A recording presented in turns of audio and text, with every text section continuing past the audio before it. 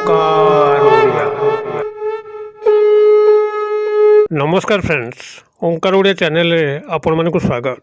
Friends, आज एक क्षुद्र भिडियो एभली एक शक्तिशाली जड़ी को शेयर करुच्ची जहाँ कि आपण ये सामान्य विधिमते ही केवल व्यवहार कले कि नर कि नारी आपण जहाँ सामना को मध्य जीवे से आपण दर्शन मात्रके ही तत्काल वशीभूत हेबे। तांको आपण जहाँ मध्य कहिबे से कार्य को से निर्विघ्न रे संपादन करिवे। आपण माने एही जड़ीर एई तंत्रोक्त व्यवहार रे जेकोसी क्षेत्र मध्य तीव्र सफलता अर्जन करि परिबे। आपनकर परीक्षा इंटरव्यू हो, थाना कोर्ट कचेरी मामला हो, प्रेम विवाह क्षेत्र हो कि शत्रु को निजर करायत्त करिकरी तार शत्रुता कबलरू मुक्ति पाइबा पई हो, आपण याको जेकोसी क्षेत्र मध्य व्यवहार करिवे से क्षेत्र 100% सफलता प्राप्त करिवे। एही जड़ीटी को संग्रह एवं व्यवहार खूब सरल एवं शक्तिशाली। सहस्र वर्ष तलरू यार प्राचीन व्यवहार एबे मध्य उज्जीवित अछि। जेतल मध्य याको एही विधि मते व्यवहार करा जाय सेतिबेले ही चमत्कार संगठित होता है। याको एक क्षुद्र भिडियो रे मु आपण मानकर सर्वजन कल्याणार्थे शेयर करूची। भिडियोटी को शेष पर्यंत देखंतु। एही जड़ीटीर तंत्रोक्त चमत्कार जे केवल काहाकू वश्यता स्वीकार करेकरी निजर स्वार्थ सिद्धि करिया पे नुहे, बरं जे पर्यंत एही जड़ीटी आपनकर गृहर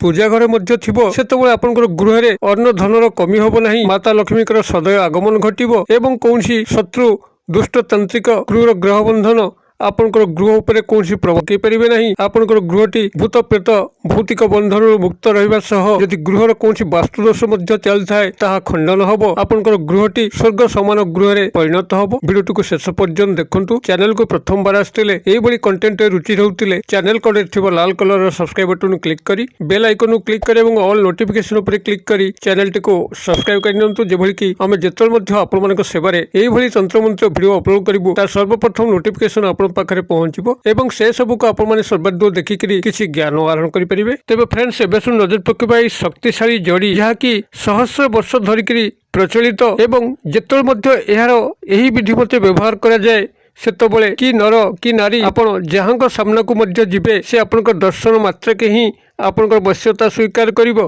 फलस्वरूप जदि आपण माने याकू निजर लव लाइफ रे व्यवहार करंती जोंठी कि आपण माने सतत चेष्टा करी कौनसी नारी बा पुरुष को आपनकर अपनार करि पारु नाहंती से क्षेत्र रे से ही नारी बा पुरुष आपनकर दर्शन मात्रके ही आपनकर अपनार हबो। आपनकर कथारु अमंग हबो नाही। आपण तांक ठारु जहा मध्य आशा करिवे से आपनको निर्विघ्न रे प्रदान करिवो। एथि सह यदि आपण माने एही जड़ीर एही स्वतंत्र व्यवहार करंती तेबे आपनकर परीक्षा इंटरव्यू रो क्षेत्र हो, थाना कोर्ट कचेरी मामला हो, जमीबाड़ी संक्रांतीय कौनसी प्रकार समस्या हो अथवा आपनकर सामाजिक सांस्कृतिक क्षेत्र रे कौनसी प्रकार कार्यक्रम हो, आपण सेतिरे अप्रतिद्वंदी विजय लाभ करिवे एवं आपनकर सर्वत्र मंगल ही मंगल हबो। एथि सह जदि ए जड़ीटी आपनकर गृह रे केवल रहिला तेबे माता लक्ष्मीकर सदैव आगमन घटिबो। गृह रे अन्न धनर कदापि कमी हबो नाही एवं आपनकर भूत प्रेत भौतिक बाधा बंधन गृहरु दूर होई जिवो। जेते शत्रु दुष्ट तांत्रिक चाहिए मध्य आपनकर गृह को कौनसी नेगेटिव एनर्जी को प्रेरण करि परिबे नाही। आपनकर गृह रे सदा सर्वदा पॉजिटिव एनर्जी वातावरण खेलिबो एवं जदि गृह रे कौनसी वास्तुदोष चलथाय जोथि पेंका गृह रे बारंबार अशांति कलह लागि रहउथाय, मानसिक उत्पीड़न लागि रहउथाय से क्षेत्र मध्ये चमत्कार भाव रे कार्य करिवो। गृहरु समस्त वास्तुदोष को दूर करिवो। तेबे जड़ीटी को आपण माने एटी भल भाबे चिन्हि रखंतु। एहा सर्वत्र विद्यमान जेउ स्थान रे मध्ये याकू खोजिबे खूब सहज रे जड़ीटी को आपण माने प्राप्त करि परिबे। एहा होची आपनकर कला दुदुरा गछ बा काला धतुरा गछ जाकू कि आपण माने सर्वत्र पाई परिबे। महादेवंकर अत्यंत प्रिय एई गछ आपण माने निजर आखपाख बाड़ी बगीचा जदि संधान करंती एई कला दुदुरा गछ को पाइबे। कला दुदुरार डंक गुड़िक एवं पत्र डेम्फ गुड़िक कृष्णकाय होइथाय एवं पत्र मध्य श्वेत दुदुरा ठारू ईषत कृष्णकाय होइथाय। अतएव कला दुदुरा गछ को चिन्हट करिवार कोनसी असुविधा नहीं। फूल गुड़िक मध्य संपूर्ण धड़ा न होइकरी ईषत बैगणी वर्णर होइथाय। अतएव कला धतुरा गछ को आपण माने प्रथमे ठाब कर नियंतु केउठी ए अछि एवं जेबे मध्य एहार जड़ीटी को आपण संग्रह करिवे ता आपनकर पुष्या नक्षत्र होइतिबा दरकार। पुष्या नक्षत्र को चिन्हट करिया पई कोनसे बोली विशेष प्रयत्न आवश्यक नाही। आपनकर गृह जदि कैलेंडर अछि आपण से कैलेंडर यदि स्टडी करिवे प्रत्येक तारीख तले एक नक्षत्र उल्लेख अछि। आपण तनखी कर देखले जानि परिबे प्रत्येक तारीख तले आपनकर विभिन्न प्रकार नक्षत्र नाम थाए। पूर्व भाद्र, उत्तराषाढ़, पूर्व फाल्गुनी एभली विभिन्न प्रकार नक्षत्र सेठी उल्लेख थाए।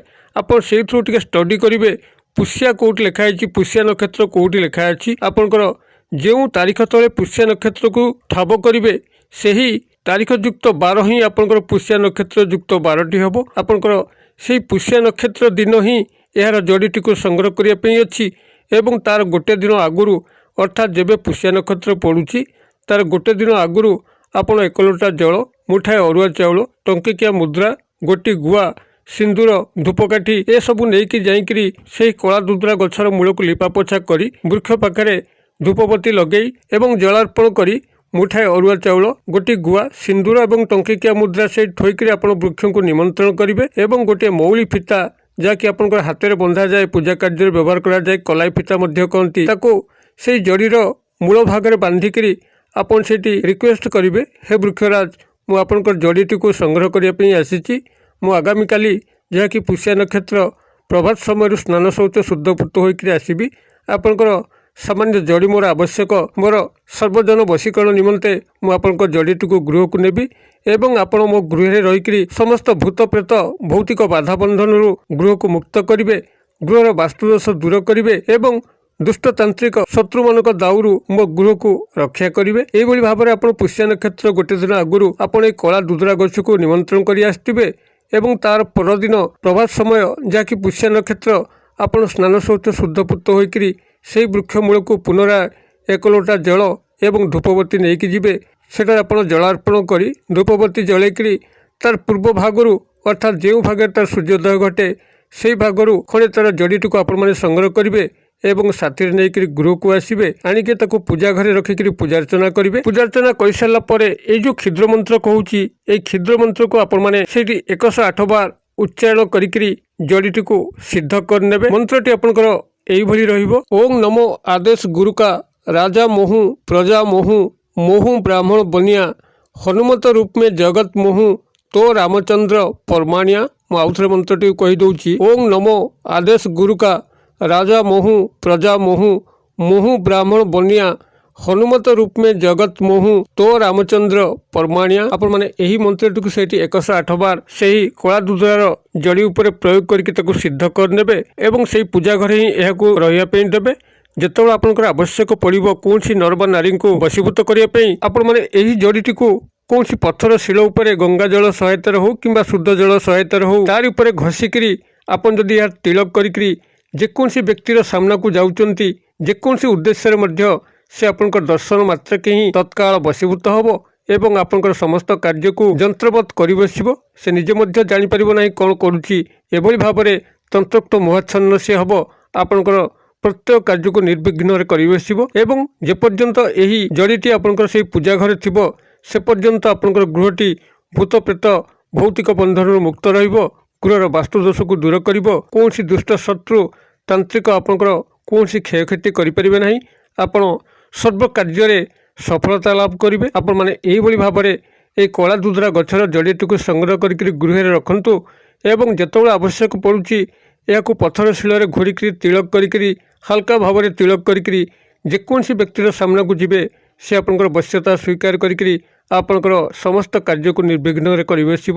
କ୍ରିଏଟିଭ୍ କରନ୍ତୁ, କିଭଳି ଫଳପ୍ରାପ୍ତ ହେଉଛନ୍ତି ମୋତେ କମେଣ୍ଟ ବକ୍ସରେ ସେୟାର କରନ୍ତୁ। ଭିଡ଼ିଓ ଭଲ ଲାଗୁଥିଲେ ଲାଇକ୍ କରିବା ପାଇଁ ଭୁଲନ୍ତୁ ନାହିଁ। ଚ୍ୟାନେଲକୁ ପ୍ରଥମବାର ଆସିଥିଲେ ଏଇଭଳି ଭିଡ଼ିଓ ସଦାସର୍ବଦା ପ୍ରାପ୍ତ କରିବା ପାଇଁ ଚାହୁଁଥିଲେ ଚ୍ୟାନେଲ କଡ଼ରେ ଥିବା ଲାଲ କଲରର ସବସ୍କ୍ରାଇବ୍ ବଟନକୁ କ୍ଲିକ୍ କରି ବେଲ୍ ଆଇକନକୁ କ୍ଲିକ୍ କରି ଏବଂ ଅଲ୍ ନୋଟିଫିକେସନ୍ ଉପରେ କ୍ଲିକ୍ କରି ଚ୍ୟାନେଲଟିକୁ ଏବେ ହିଁ ସବସ୍କ୍ରାଇବ୍ କରି ନିଅନ୍ତୁ, ଯେଭଳି କି ଆମେ ଯେତେବେଳେ ମଧ୍ୟ এইভাবে ভিডিও অপলোড করবু খুব সহজ ঢঙ্গে আপনার প্রত্যেক ভিডিও গুড়ি প্রাপ্ত করি সেগুড়ি দেখি নিজের কর্মে লগাই পারে। ভিডিওর ক্ষুদ্র পরিসর মধ্যে মতো এটা বিদায় দিও, পুঁ আপনার সহ দেখা হব আইভাবে এক শিক্ষণীয় ভিডিওরে। সে পর্যন্ত দর্শক বন্ধু আপনার সমস্তে মঙ্গলময় কৃপার ভালো থাকতু রহুছি। সর্বে ভবন্তু সুখীন সর্বে সন্তু নিরাময়া সর্বভদ্রা আনি পশ্যন্তু মা কশ্চিৎ দুর্ভাগ ভবেৎ। ওং শান্তি ওং শান্তি ওং শান্তি। নমস্কার।